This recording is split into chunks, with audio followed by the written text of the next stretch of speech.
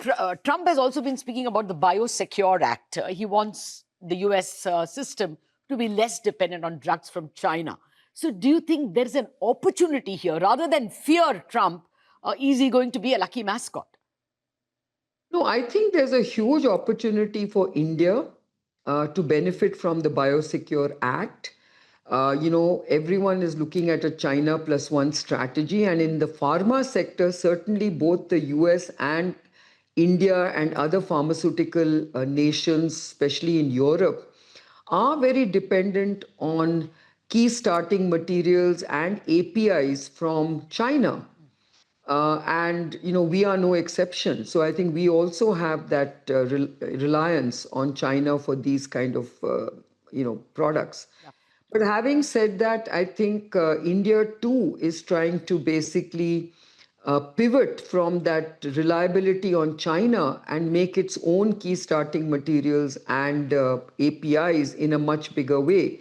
The PLI scheme was actually meant to basically serve that particular objective. And, there's always been that challenge that when you try and compete with China, it's very difficult because the Chinese cost structure is so opaque but so competitive that Indian companies find it very difficult to match those prices. But now with the Biosecure Act coming into play, I think US companies are clearly, working towards developing a second source, and that second source is definitely India. So it actually plays to our advantage. As far as biopharma is concerned, obviously there is absolutely no reliance on China. So that makes it a much a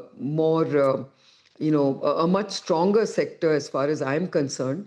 And there, I think we can compete very effectively with any part of the world. And I truly believe that India and Biocon especially has a huge competitive advantage when it comes to biosimilars. Okay.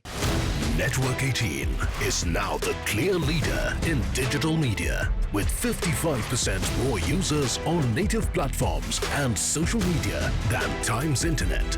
Network 18, the undisputed leader of news networks, way ahead of the times.